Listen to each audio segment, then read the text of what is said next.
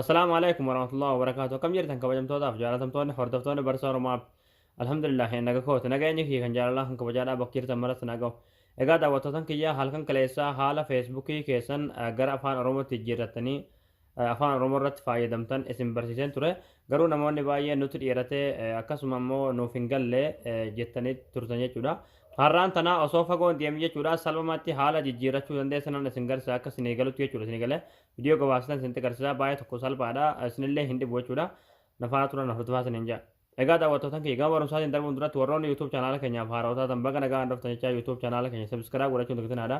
Yeroo subscribe gootan barumsi asirra dabarsan guyyaan guyyaa nama dura akka isin bira gahuuf mallattoo notification san kilii itti godhadhaa achiboota all kan jettu irratti qochuun dagatinadha.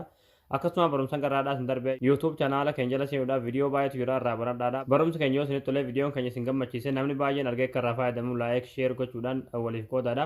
Egaa gammanumaan hanga barumsaa isin dabarsa hanga xumura viidiyoo kiyyaatti nafaana turaan hordofaa isin hin jaa.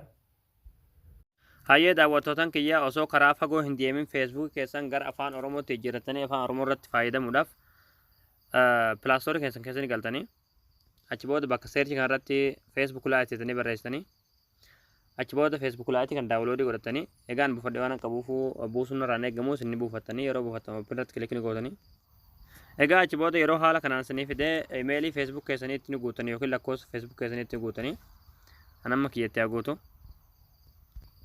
Egaa achi booda haala kanaan imeelii feesbuuk keessaniitii fi paaspoortii feesbuuk keessanii yeroo itti guutan looginii kilik gootanii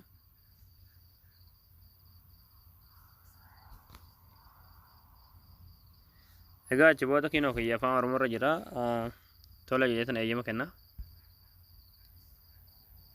kinoo amma akkuma argaa jirtan kun guutumaan guututti afaan Oromoo irra jira jechuudha isin galee amma isin keessan ingiliffarra waan jiruuf jechuudha sarara sadii kanarratti kilikni gootanii achi booda gadanii buutanii seetingis keessattuu irra kilikni gootanii ammallee asirratti laangooj irratti kilik gootanii ammallee haala kanaan asitti kinoo afaan Oromoo argattu jechuudha isin galee afaan Oromoo kajoon ni jira irratti kilikni gootanii amma kinoo afaan Oromoo irratti deeffannee jira jechuudha isin galee haala kanaan salphumatti feesbuuk keessan afaan Oromootti jijjiirrachuu dandeessanii jechuudha osoo karaa fagoon deemin salphumatti jechuudha.